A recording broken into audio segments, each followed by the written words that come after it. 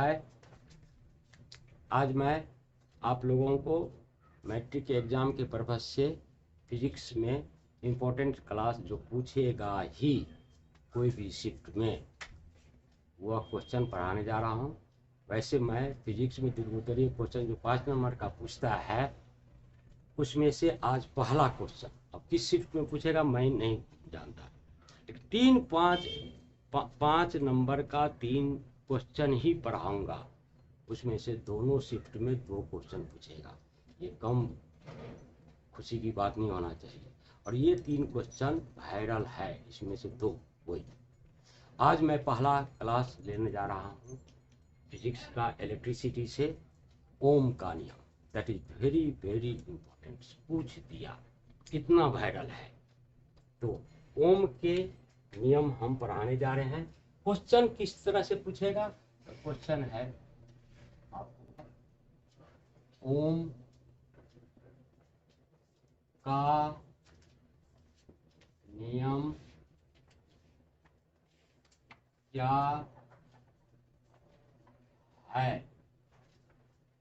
What का check, ये 2 number का है, ओम का नियम क्या है। उसके बाद इसे कैसे सत्यापित करेंगे,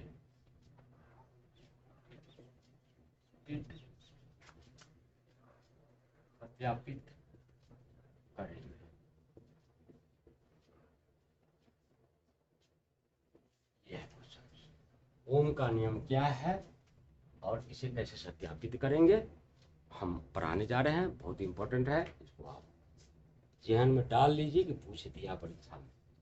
चले हम आंसर नंबर जितना रहेगा क्वेश्चन नंबर का, आंसर नंबर 1, यहाँ स्टार का चिन्ह देना, ओम का नियम ध्यान से लिखना, ओम का नियम, और यहाँ F1 दे करके अंडरलाइन या तिरछी नंबर में खींच देना है ओम का नियम। ठीक है, तो ओम का नियम है क्या, ये 2 नंबर में पूछेगा। 2 पार्ट है, एक सत्यापित करना है, प्रायोगिक सत्यापन, प्रैक्टिकल भी होता है। तो ओम के नियम क्या है इसको पहले इन्वर्टेड कॉमा में शुरू करेंगे। नियत ताप पर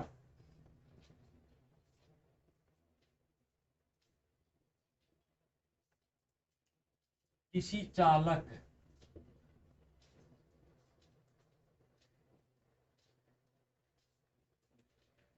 के सिरों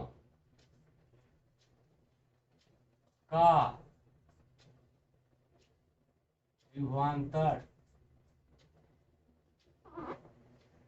उससे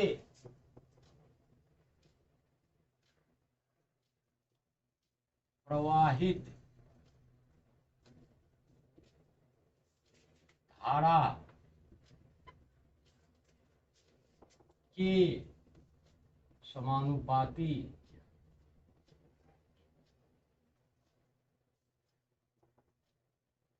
होता है।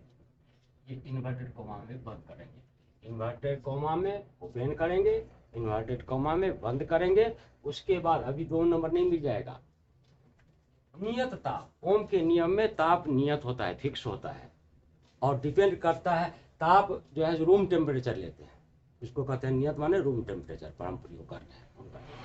नियत ताप पर किसी चालक के सिरों का विभवांतर उसे प्रवाहित धारा के समानुपाती होता है। अब हम क्या करेंगे, पैराग्राफ थोड़ा सा चेंज करेंगे। अगर किसी चालक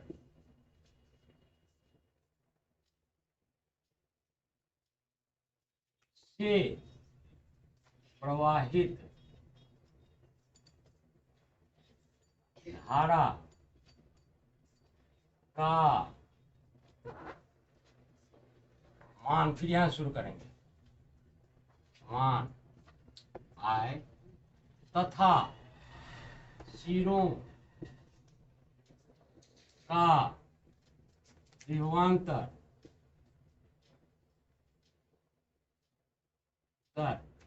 ही इन्वर्टेड कॉमा में लेते जाना है, आई को भी अंडरलाइन कर लेना। सिरों का विभवांतर और किसी चालक के प्रवाहित धारा, ये भी इन्वर्टेड कॉमा में लेना है। अगर किसी चालक से प्रवाहित धारा का मान आए तथा सिरों का विभवांतर भी हो, कॉमा, तो तब हमें यहाँ नीचा में लिखना है, बीच में। आप ओम के नियम को देखिए, क्या है फिक्स, नियत ताप, ताप का जिक्र नहीं है, 3 तो चीज का जिक्र हुआ है। एक धारा, जिसे हम संकेत में ऐसे निरूपित करते हैं, एक विभवांतर भी से करते हैं। विभवांतर किसको कहते हैं? 2 विभवों के बीच के अंतर को कहते हैं विभवांतर। और ताप नियत है, और एक आएगा कांस्टेंट, नियतांक आएगा, वही तो मेन है। तो आगे चलिए, अगर वो निकालने जा रहा हूं मैं। अगर किसी चालक से प्रवाहित धारा का मान आए तथा सिरों का विभवांतर भी हो, तो ओम के नियम जो कह रहा है, देखो सिरों का विभवांतर, विभवांतर को किससे लिखते हैं? भी से। विभवांतर को किससे लिखते हैं? भी से। हमने यहाँ जिक्र किया है। तो चालक के सिरों का विभवांतर, उससे प्रवाहित धारा, और धारा को किसको कहते हैं? आय, कि क्या होता है? समानुपाती। समानुपाती को कहते हैं डायरेक्टली प्रोपोर्शनल। धारा बढ़ेगा, विभवांतर बढ़ेगा, धारा का मान बढ़ेगा, विभवांतर का मान बढ़ेगा, धारा का मान घटेगा, विभवांतर का मान घटेगा। तो चलिए हम, अगर किसी चालक से प्रवाहित धारा का मान आए तथा सिरों का विभवांतर भी हो, तो भी समानुपाती का ये चिन्ह है, ऐसे होता है, भी समानुपाती आए। या अब यहाँ उस समानुपाती के चिन्ह को जो हटा देंगे, ये हो जाएगा भी इक्वल टू आर आई। यही है मेन, हाँ रहने दो, भी इक्वल टू आर आई। अब एक नया चीज आया है, यहाँ हमने क्या किया है? समानुपाती के चिन्ह को हटा करके इसके जगह पर क्या रखा है? आर। तो आर के बारे में लिखना है, जहां आर एक नियतांक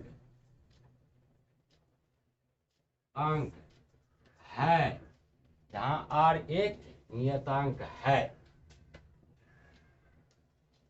जो चालक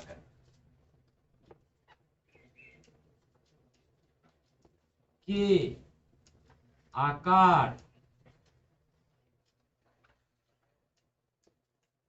कॉमा देना, अंडरलाइन करते जाना, प्रकृति तथा ताप पर निर्भर करता है, जिसे प्रतिरोध कहते हैं। प्रतिरोध पर भी अंडरलाइन कर लीजिएगा। ये है 2 नंबर का, ध्यान से पढ़ोगे आप। ओम का नियम है क्या? नियत ताप और ताप फिक्स है। किसी चालक के सिरों का विभवांतर भी और धारा, प्रवाहित धारा के समानुपाती, विभवांतर भी होता है धारा के समानुपाती होता है, अर्थात भी समानुपाती है। उस समानुपाती के चिन्ह को हटा देंगे, भी इक्वल टू आर आई होगा, जहां आर क्या है? एक नियतांक है, जिसका मान निर्भर करता है चालक के आकार। आकार किसको कहते हैं? तार को देखे हो, चालक की नजदीक बहुत एक तार है जिसे विद्युत धारा प्रवाहित होता है। तार खरीदते जाओगे दुकान पर, तो एक मोटा तार आता है जो बल्ब और जलाते हैं, कनेक्शन करते हैं, एक पतला तार होता है। तो पतला तार जो है सो अच्छा होता है मोटा तार के वनस्पति। तो जितना मोटा तार होगा, इसका प्रतिरोध क्या होगा? उतना कमजोर होगा, वह जल जाता है, उसमें आग लग जाता है। और जितना पतला होता है वह तार जो है सो मजबूत होता है, इसमें जल्दी से वह जो है सो कहते हैं जलता नहीं है, आपकी सेफ्टी के लिए होता है। तो आप दुकान पर जाकर ट्राई करना, एक मोटा तार लेना। कितने आदमी क्या करते हैं? मोटा जान करके, जो पढ़ा लिखा नहीं होता है वो मोटा तार चुन करके खरीदता है, और जो पढ़ा लिखा रहता है वो जानता है पतला तार लेगा। पतला तार के ऊपर से जो प्लास्टिक को छिलोगे उसमें मटेरियल ज्यादा रहेगा, मोटा तार के छिलने पर मटेरियल कम रहता है और तार कमजोर रहता है, तो वह तार से बढ़िया होता है। वही कहता है आकार, चालक इज नथिंग बट एक तार है जिससे विद्युत धारा प्रवाहित होता है। इसका आकार, इसकी प्रकृति, इसको कहते हैं स्वभाव। प्रकृति माने नेचर, स्वभाव। प्रकृति क्या चीज है? तो उस चालक तार में जो तांबा है या कॉपर जिसे कहते हैं, या पीतल होता है, या चांदी होता है, या सोना होता है, जो जिससे धारा प्रवाहित होता है, उसमें जो है उसके स्वभाव पर करता है। लोहा के तार बनाएंगे तो क्या होगा? धारा प्रवाहित कम होगा। सबसे गुड कंडक्टर कौन कहलाता है? चांदी। जितने धातु है इसमें सबसे बेस्ट कंडक्टर कौन है विद्युत धारा का? चांदी। तो चांदी का तार क्यों नहीं बनाते हैं? एल्युमिनियम का बनाते हैं। क्यों? चांदी महंगा है, एल्युमिनियम सस्ता है, तो एल्युमिनियम बनाते हैं। एल्युमिनियम का तार ज्यादातर आप देखोगे रोड पर। और पीतल का तार जो होता है, जो कॉपर कहते हैं, प्योर कॉपर, वो भी नहीं रहता है, उसका हम लोग तार खरीदते हैं प्योर कॉपर का। तो वो स्वभाव होता है।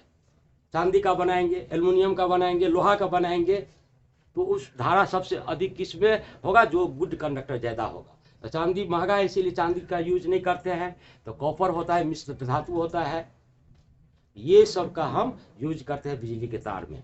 आपने स्वभाव एक देखा आकार, मोटा या पतला, एक देखा स्वभाव, प्रकृति जिसे कहते हैं, ये स्वभाव हो गया प्रकृति। तार को मेटेरियल का है।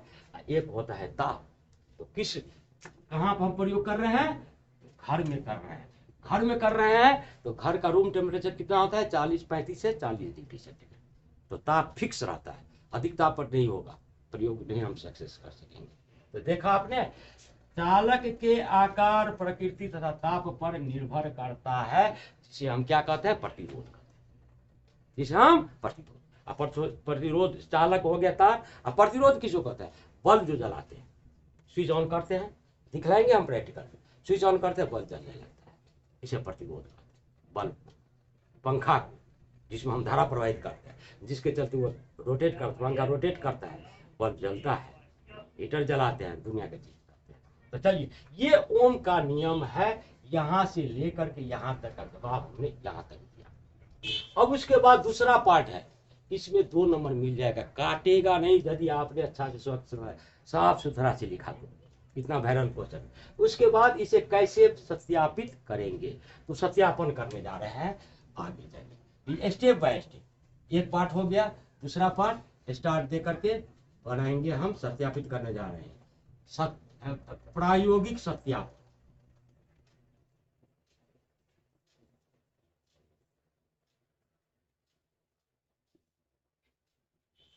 किसका प्रायोगिक सत्यापन करने जा रहे हैं? ओम के नियम को। या तो सीधी लकीर लिखना या बट लिखना, सीधा बेटा रहेगा, पट्टी डाल करके लिखना। तो प्रायोगिक सत्यापन के लिए सबसे पहले हम एक सर्किट डायग्राम बनाने जा रहे हैं ओम के नियम का। तो ओम के नियम में कितने चीज चाहिए? एक प्रतिरोध चाहिए। प्रतिरोध किसको कहते हैं? तार को कहते हैं, चालक तार को। उसके बाद देखते जाइए क्या क्या हम, बैटरी चाहिए, या हम बाहर से सप्लाई लेंगे बिजली का। 2 चीज हो गया, प्रतिरोध हो गया। और उसके पठन, रीडिंग पढ़ने के लिए कि उससे हम कितने धारा प्रवाहित करते हैं और उसका विभवांतर क्या है। धारा प्रवाहित होगा, और धारा किस चीज से नापते हैं? आमीटर से। धारा नापने के मशीन का नाम क्या है? आमीटर। और विभवांतर वोल्ट मीटर होता है विभवांतर नापने के लिए। तो चले हम सबसे पहले एक डायग्राम बनाएंगे, तब प्रायोगिक सत्यापन करने जा रहे हैं। इस चित्र को देखोगे आप, चित्र में क्या है? एक चालक तार है, ये देखिएगा चालक तार है, ये प्रतिरोध है, उसको हम आर से निरूपित करते हैं। तार लिया, तार में 2 छोर होता है, एक छोर ये पहला छोर है, ये दूसरा छोर है। एक तरफ क्या करता है? तार के एक तरफ हमने आमीटर लगाते हैं, आमीटर को ए से निरूपित करते हैं, और आमीटर का ये धन ध्रुव है, ये ऋण ध्रुव है। आमीटर से धारा का मान मिलता है। उसके बाद आमीटर किस क्रम में है? श्रेणी क्रम में है। कौन क्रम में? श्रेणी क्रम में संयोजित करते हैं। और वोल्ट मीटर को समांतर क्रम में करते हैं। यहाँ इसको, ये प्लस है, यहां से इसको ले जाएंगे हम और आगे बढ़ेंगे। इसको थोड़ा सा लंबा बढ़िए। अब इसको जो है, ये प्रतिरोध है, एक सिरा समांतर क्रम में है, श्रेणी क्रम में अमीटर है और समांतर क्रम में वोल्ट मीटर है। ये प्लस है, ये माइनस है। और ये दूसरा एक सिरा को हम यहां से ले जा करके बैटरी के धन ध्रुव से जोड़ते हैं, बैटरी के धन ध्रुव। ये है बैटरी का चिन्ह। और तब कुंजी का व्यवस्था करते हैं, तो कुंजी को के से लिखते हैं, ऑन स्विच ऑन जो करते हैं। और ये बैटरी को प्लस है, यहाँ माइनस है, बैटरी को ई से लिखते हैं। तो एक सिरा को प्रतिरोध के एक सिरा को अमीटर के श्रेणी क्रम में जोड़ते हुए बैटरी के धन ध्रुव से जोड़ते हैं, दूसरे सिरा को वोल्ट मीटर के समांतर क्रम में जोड़ करके, यह है वोल्ट मीटर, एक पॉइंट यहाँ है, एक पॉइंट यहाँ। तब इसको जो हम चाबी का व्यवस्था करते हुए दूसरे सिरा को बैटरी के ऋण ध्रुव से जोड़ते हैं। ये है आपका सर्किट डायग्राम। उस सर्किट डायग्राम को जो है सो कंप्लीट करके चेक कर लेना। ये प्रतिरोध है, प्रतिरोध इज नथिंग बट, यहाँ पर हम यहाँ पर बल्ब डाल देंगे, ये बल्ब है, इसको जोड़ देते हैं, इसको हम जोड़ देते हैं। ये इसमें फिलामेंट लगा रहता है कि नहीं। तो ये जो धारा प्रवाहित होगा, ये बल्ब जो है जलने लगेगा। इसको बल्ब नहीं दिखला करके हम सांकेतिक अक्षर में बल्ब को हम प्रतिरोध से निरूपित करते हैं। तो चलिए, प्रतिरोध को हम तो प्रतिरोध के एक सिरा में अमीटर को श्रेणी क्रम में जोड़ेंगे और वोल्ट मीटर को समांतर क्रम में। एक सिरा को हम बैटरी के धन ध्रुव से जोड़ेंगे, दूसरे सिरा को हम कुंजी का व्यवस्था करते हुए बैटरी के ऋण ध्रुव से जोड़ेंगे। ये सर्किट डायग्राम चालू हो गया। अब उसमें हम क्या करेंगे, चाबी ऑन करेंगे, स्विच ऑन करते हैं ना, ये बिंदु दिखा दिए, ये ऑन हुआ तो ये बैटरी से धारा बहेगा, प्लस से ऐसे धारा प्रवाहित होगा और ये धारा यहाँ जाएगा आए, और यही धारा यहाँ से आकर के अमीटर से होकर वोल्ट मीटर होते हुए ये धारा ऐसे जाएगा और इस तरह से फिर ये धारा ऐसे निकलेगा और ऐसे जाएगा। इस तरह से धारा इसमें सर्किट डायग्राम में दौड़ना शुरू करेगा और उस अमीटर से हम धारा का मान प्राप्त कर लेंगे। वोल्ट मीटर से हम विभवांतर का मान, विभवांतर किसी को कहते हैं, दो विभवों के बीच के अंतर को। तो ये है एक पॉइंट, ये है एक पॉइंट यहाँ है, दोनों के बीच के अंतर को विभवांतर कहते हैं। तो अमीटर से धारा का मान और विभवांतर वोल्ट मीटर से विभवांतर का मान निकाल करके और तब हम ग्राफ खींचेंगे। तो ग्राफ खींचते हैं तो यदि सरल रेखा आ जाएगा तो उनके नियम को सत्यापित करता है। उनका नियम क्या है आप देख लीजिए, नियतता पर किसी चालक के सिरों का विभवांतर उससे प्रवाहित धारा के समानुपाती। समानुपाती का मतलब होता है सीधी रेखा में आएगा तो आपका प्रयोग जो है सक्सेस है, अन्यथा नहीं होगा। ये सर्किट डायग्राम, इसके प्रयोग का नाम है, लिखना चाहोगे लिख सकते हो, प्रायोगिक सत्यापन। प्रायोगिक, चित्र संख्या 1 लिख सकते हो, दो चित्र है इसमें, प्रायोगिक व्यवस्था भी लिख दो। प्रायोगिक व्यवस्था किसका है, ओम के नियम का। तो हम यहां से लिखना हम शुरू करेंगे। के नियम के प्रायोगिक सत्यापन के लिए आप इस चित्र को देखोगे, प्रयोग करने जा रहा हूं मैं, स्विच ऑन कर दिया हूं, धारा प्रवाहित होगा। हमने कहा था अमीटर से धारा का मान मिलेगा और वोल्ट मीटर से विभवांतर का, और प्रतिरोध का मान आर जो है सो हम कैसे करने सत्यापित करने जा रहे हैं। तो प्रायोगिक सत्यापन के लिए क्या है, आर क्या है, प्रतिरोध। प्रतिरोध को कैसे कैसे हमने जोड़ा है। तो प्रतिरोध सत्यापन के लिए किसी प्रतिरोध को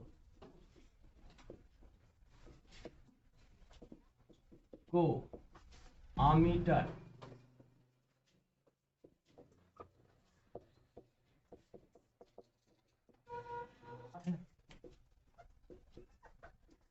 श्रेणी क्रम में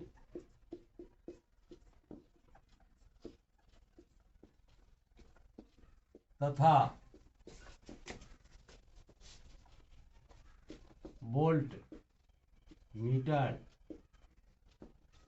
के साथ समांतर क्रम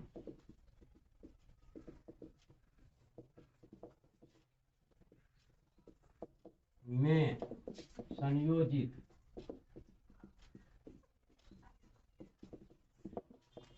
कर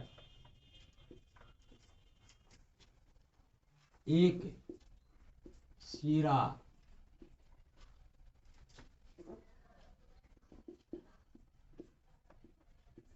को बैटरी के धन ध्रुव तथा दूसरा सिरा दूसरे सिरे को कुंजी की व्यवस्था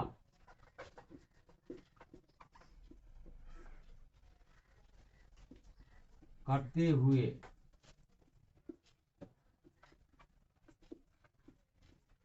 बैटरी के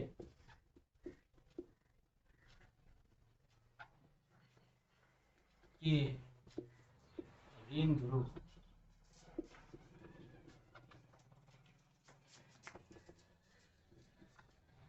से जोड़ देंगे। आपका सर्किट डायग्राम कंप्लीट हो गया। उसके बाद हमने क्या करेंगे, स्विच ऑन करेंगे, धारा प्रवाहित करेंगे। एक धारा स्विच पैराग्राफ चेंज करके स्विच देने पर एक धारा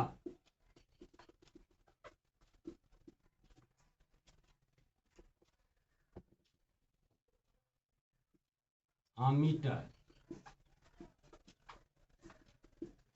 से होते हुए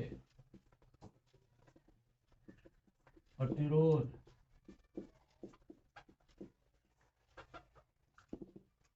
से जाती है।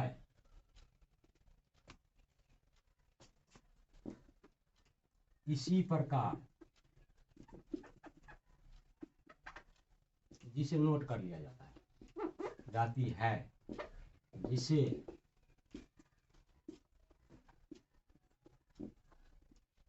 नोट कर लिया जाता है। इसी प्रकार भिन्न भिन्न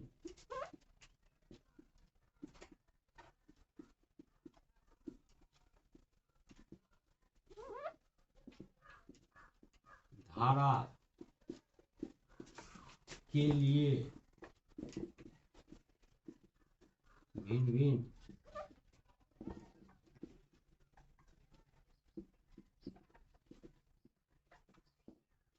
विभवांतर का मान ज्ञात कर लिया जाता है। उसके बाद यहां से हम जो है पर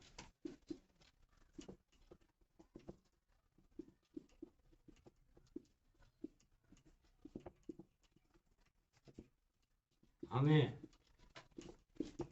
एक सरल रेखा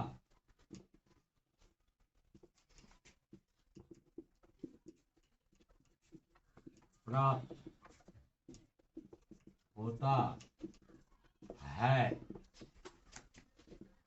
जो ओम के नियम को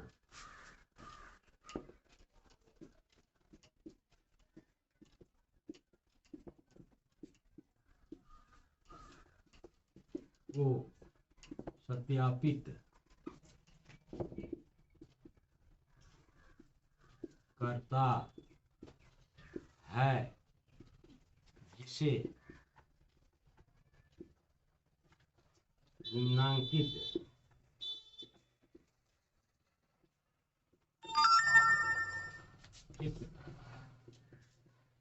में दर्शाया गया है।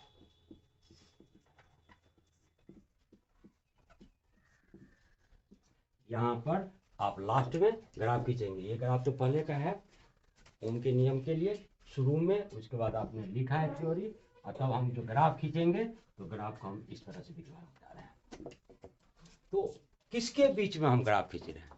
विभवांतर और धारा के बीच में। तो ग्राफ खींचने पर हमें इस तरह का ग्राफ प्राप्त होता है। ये है वर्टिकल एक्सिस और ये है हॉरिजॉन्टल एक्सिस। यहाँ एक्स अक्ष कहते हैं, एक्सिस कहते हैं या अक्ष कहते हैं, और इसको हम वाई अक्ष कहते हैं, वर्टिकल को वाई अक्ष।